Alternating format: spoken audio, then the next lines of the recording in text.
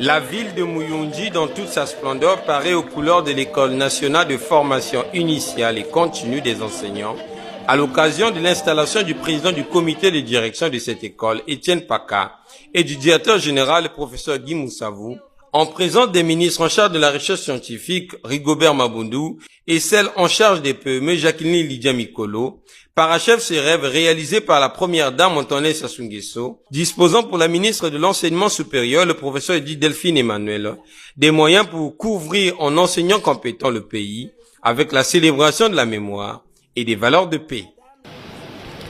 Nous rendons ce jour, avec la présente cérémonie, hommage à ces femmes formées ici à Muyonzi, et particulièrement à l'une d'entre elles, la distinguée première dame, épouse du chef de l'État, Madame Antoinette Sassou Nguesso.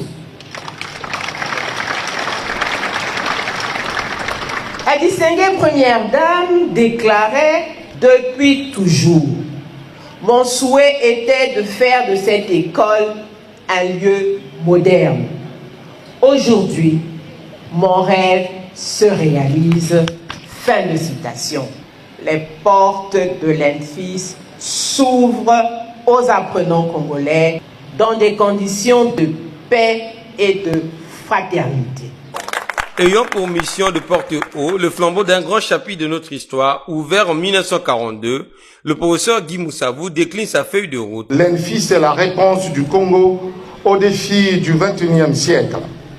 Nous allons apprendre à nos enseignants les nouveaux métiers du savoir, le numérique et la technologie, l'environnement et le développement durable, la robotique et l'intelligence artificielle. Ambiance à couper le souffle, population de Muyonji en liesse, installation du directeur général de l'ENFIS. Cet événement est pour le gouvernement un suivi constant des dossiers et pour les anciens de cette école regroupés dans l'association Les Muyondiennes, une véritable satisfaction. Au niveau du gouvernement, nous avons l'esprit de suite, de conduire jusqu'au bout tous les projets que le président de la République nous confie.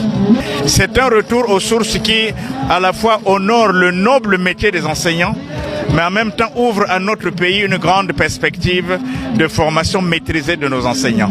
Muyonzi, c'est un bijou. Nous avons fréquenté ici, nous étions les premières, et puis les jeunes sont arrivés avec Madame Antoinette Sassou Nguesso, qui a rénové le bâtiment. C'est une fierté pour nous, une véritable fierté. Vous savez, nous sommes